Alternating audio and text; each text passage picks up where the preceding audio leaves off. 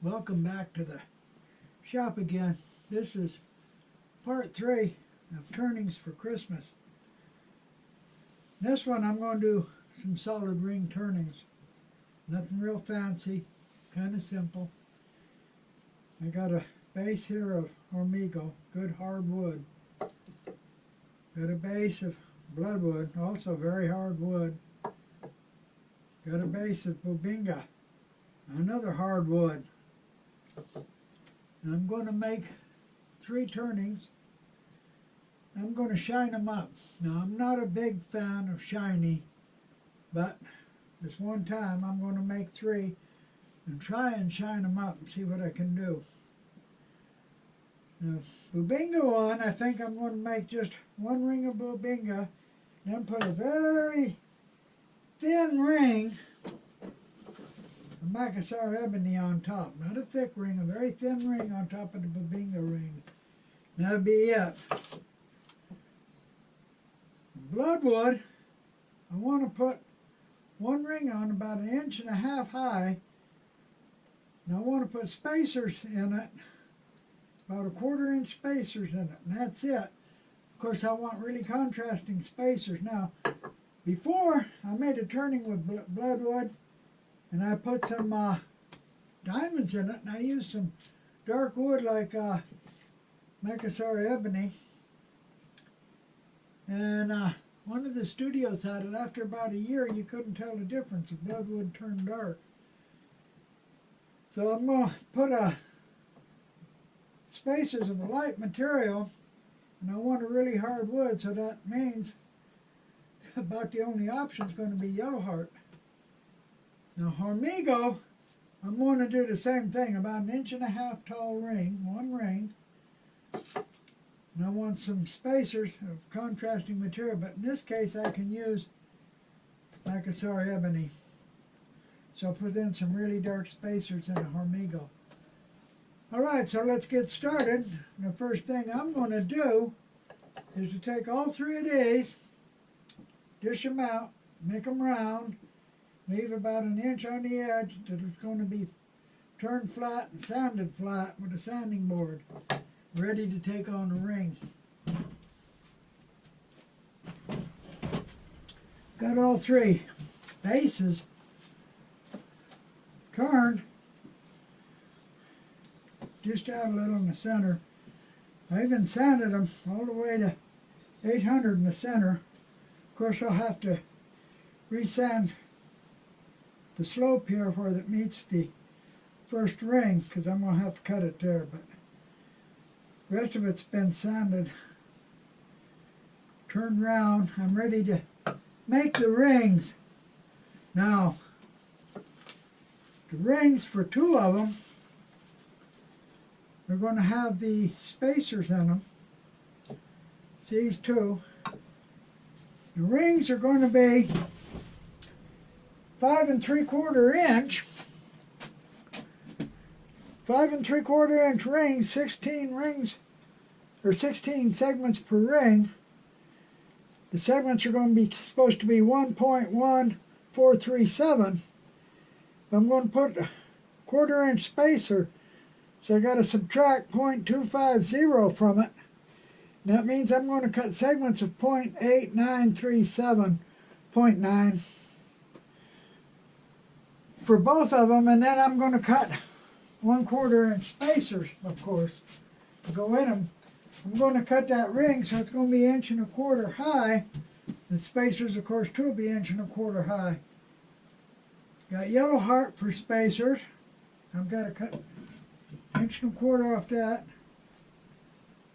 I got bubinga. I'm going to cut 1.25 inch ring for that. Of course, this ring is not made with spacers, so it'll be different. But it's still going to be 1.25 inches high. Got bloodwood. I'm going to cut 1.25 inches from it. I've got hormigo. I'm going to cut 1.25 inches from it. And for spacers, I've got some Macassar ebony. Got to cut 1.25 inches from it too. So what I'm going to do now is cut cut pieces 1.25 inches wide to make the rings out of. All this material. I got the stock cut. I'm going to cut 16 segments from Hormigo at 0.89, whatever it was I wrote down. I got it written down over here. 0.8937. I'm going to cut 16 segments from bloodwood, same size. Then I'm going to cut 1/4 inch spacers from yellow heart and the Macassar ebony. Means I'll just clean the end up, of course, and then I'll just cut 1/4 inch pieces off, 16 of them. Both of stock. Now the Bubinga, I'm going to make the ring with no spacers, make it a little smaller. I'm going to cut it to a cut length of 1.0443. I'm going to cut 16 segments that size, so they'll just be a regular closed ring. I've got to cut up all the stock, make all these segmented pieces. I'm going to cut them all up at once. No use setting everything up twice. First I'll cut these, then I'll reset the stop block, cut this, then I'll reset the fence and the stop block and cut the spacers.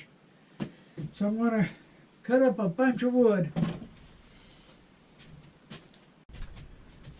Okay, gluing up the rings. I got the spacers in. I dry clamped it first, then I put glue on and clamped it up. Now I got to clamp it down to keep them from jumping around, keep one from going up, one going down. I clamp it down.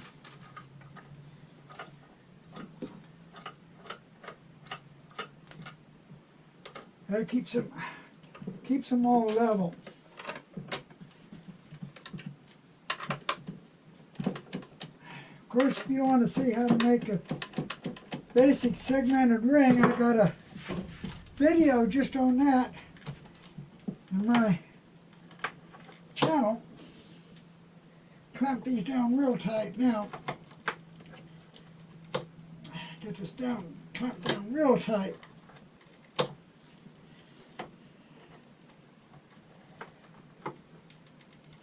String's getting old, this cord's getting old, it might break, but okay, that should do it.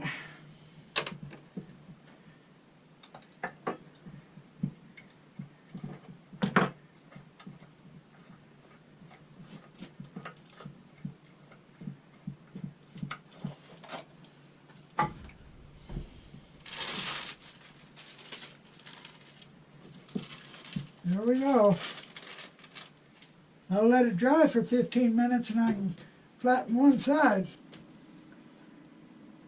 Now, I've got 3 bases,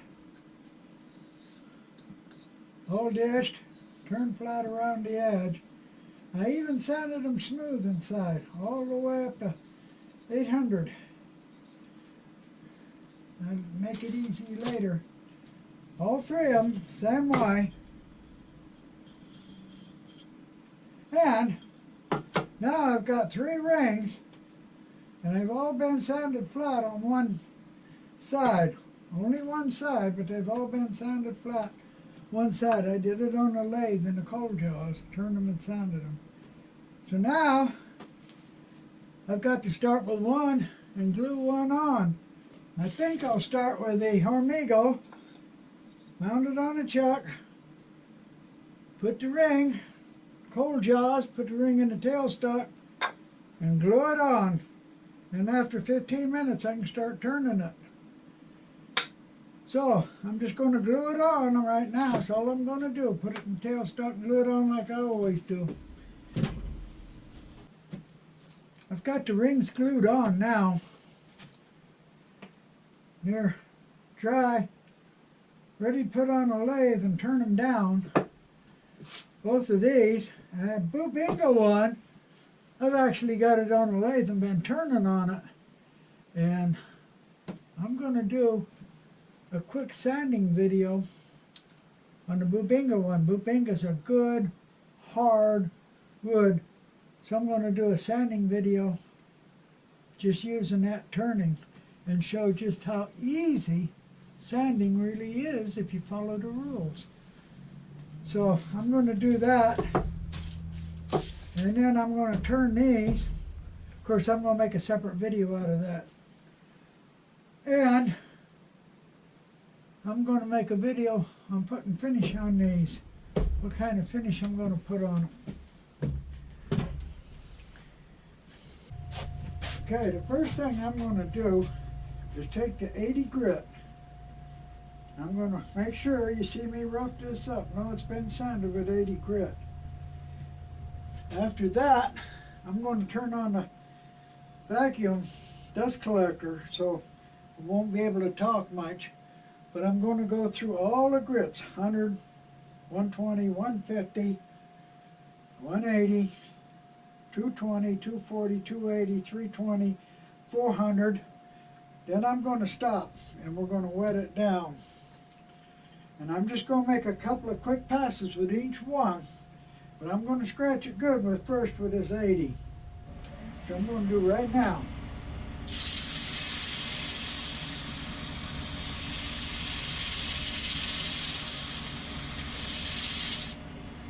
Make sure you know it's scratched up good.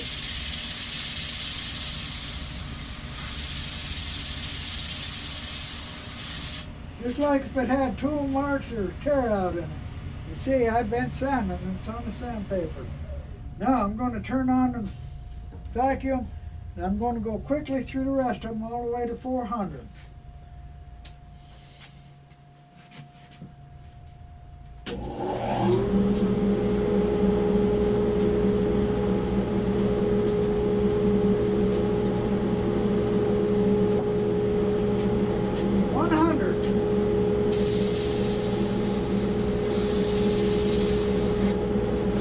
That's enough.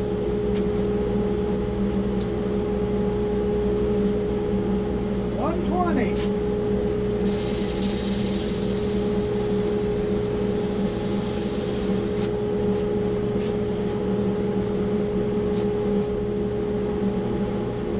150.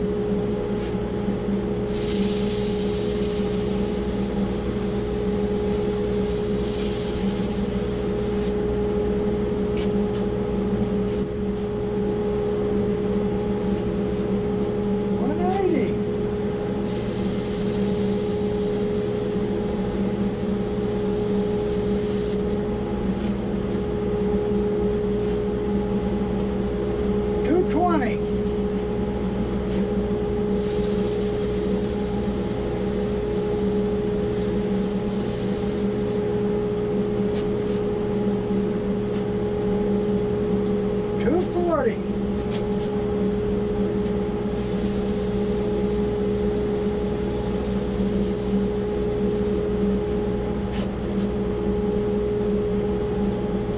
280.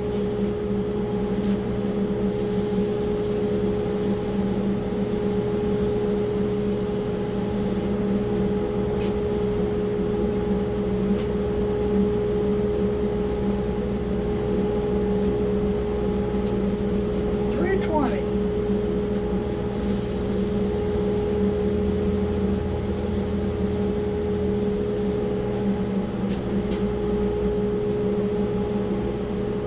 400. Let's get everything nice. 400.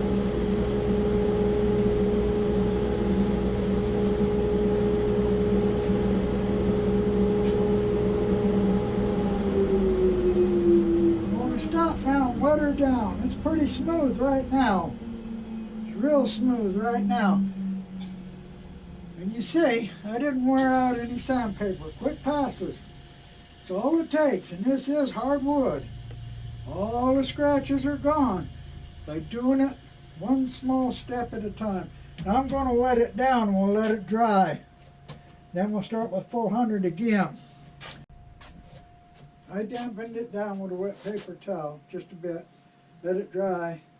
You can feel where the grains raised up a little bit on it. Brought all the fibers up that had been pushed down. So now I'm going to start with 400 again. Then I'm going to go all the way up to 800, and then I'm going through the Scotch-Brite pads real quickly.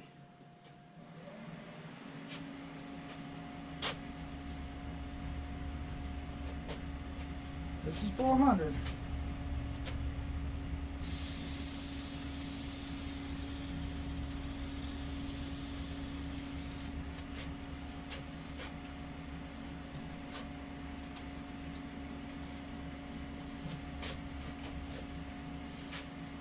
This is 600.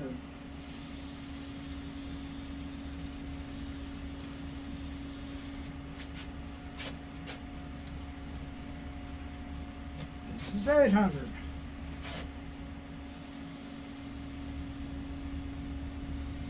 Well, it's starting to shine some now. And you can see, I didn't take a lot of time with each one, just quick passes. Now to the Scotch-Brite pads. These are kind of worn, but they're okay. This is the green one, the roughest. Get the speed up a little bit for these.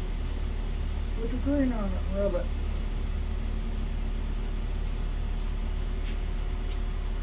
Okay. The purple one next.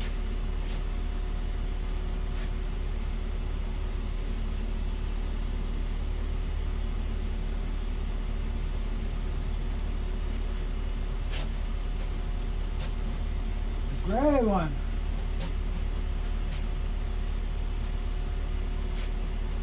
These are equivalent to steel wool, but they don't leave pieces of steel in your work like steel wool does. These work great. And last but not least, the white one. Boy, this one ain't hardly white no more. This should work.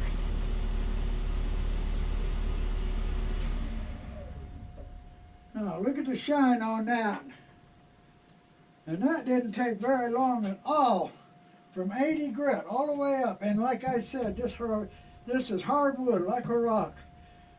Now I'm going to take this over to my Beal buffer. I got a 2 horsepower motor and a spindle over there.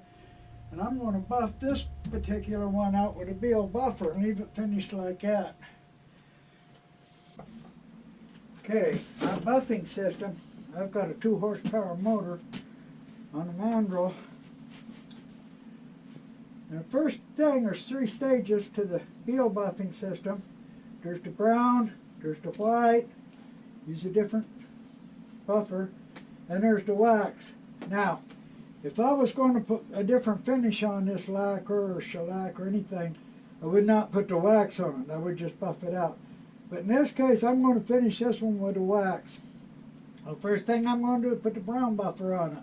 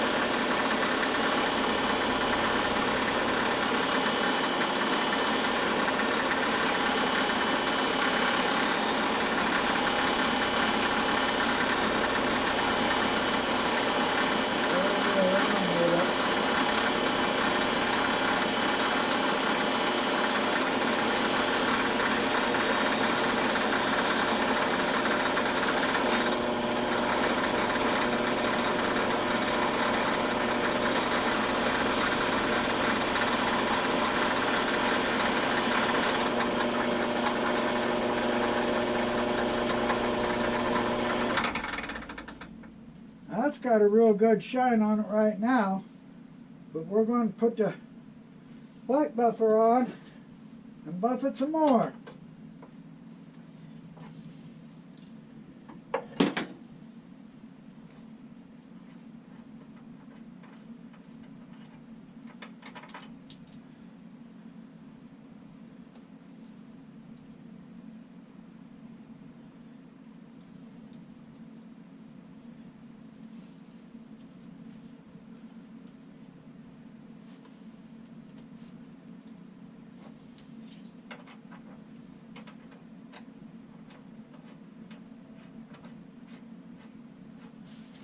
Okay, this is the white, which is a fine buffer.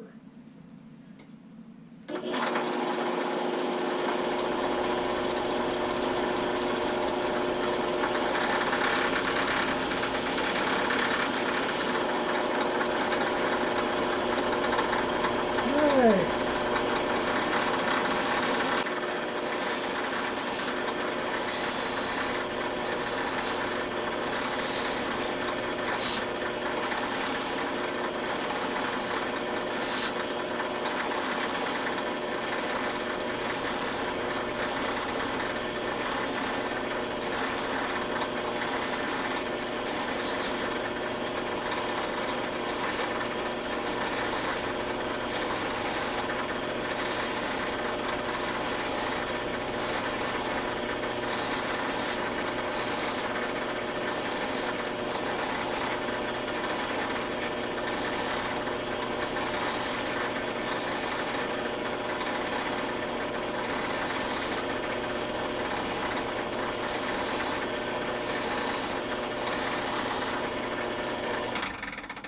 Guess I'm lucky that didn't break. I got a good shine. I actually got too much buffing compound. I'm going to have to wipe it off before I put the wax on it.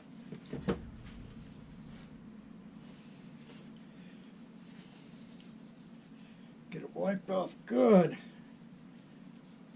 And then I'll put the wax on it. Now, like I said, if I was going to put any finish on this, other than wax, I wouldn't put the wax on because then the finish wouldn't stick. But we're going to go ahead and we're going to put the wax on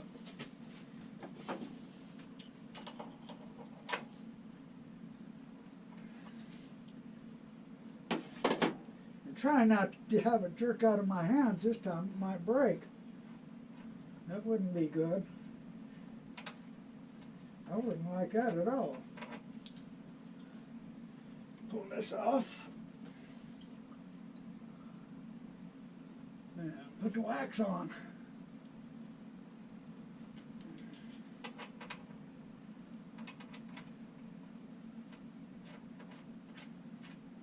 Now we'll try and wax it a little.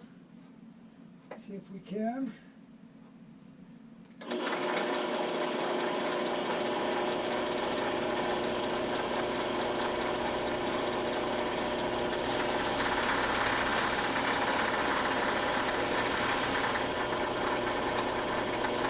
Do this without dropping it.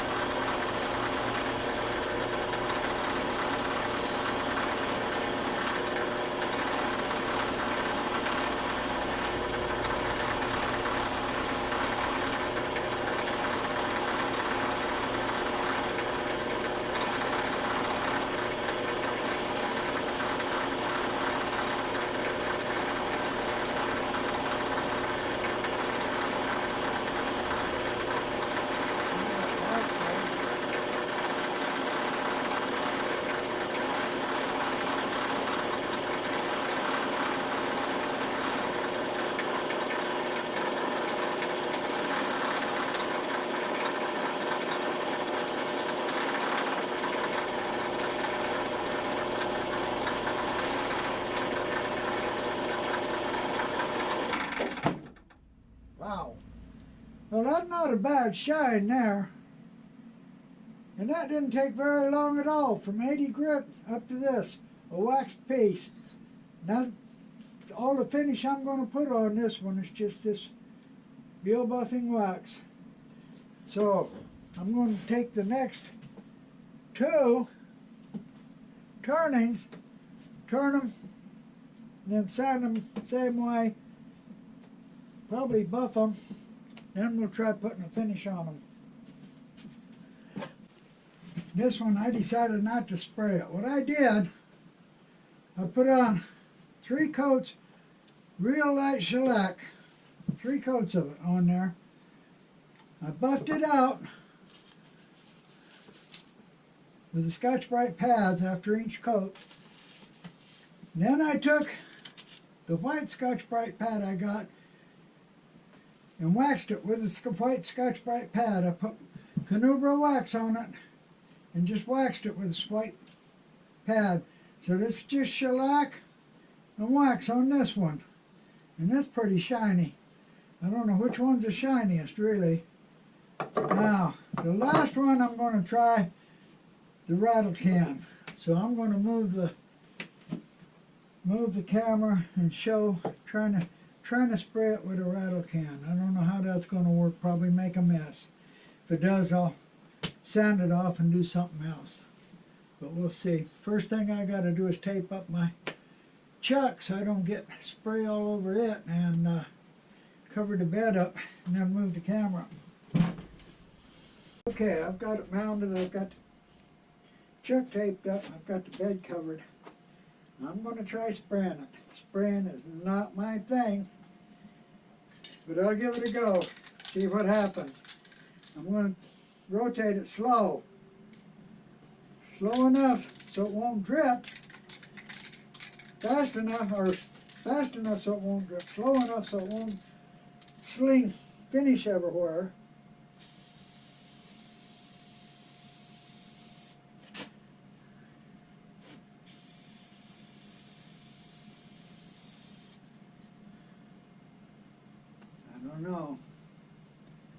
I don't know. Let her spin and see. Have to keep it rotating. I got the air con on, so you probably can't hear, but that didn't work too good. I sprayed way too much on, and bloodwood bled into the yellow hearts. I'm going to have to sand it some, do something else. We'll see. No, that didn't work too good. I sprayed it too much or something. The bloodwood bled into the yellow heart, so I sanded it all off again, all the way up. I'm going to try putting some shellac on, real thin, letting it dry, put a couple, 3 coats on, see if I can seal the bloodwood so it don't bleed. Might bleed just with putting the shellac on, I don't know, we'll see. Bloodwood does bleed. We're going to put some light coats on.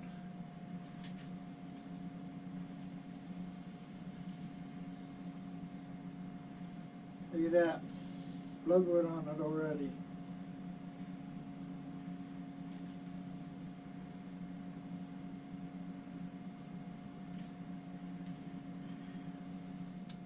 I don't know. We'll see. Looks like there's some bloodwood bled into there already. Maybe not. Maybe it's just a yellow heart there. I don't know.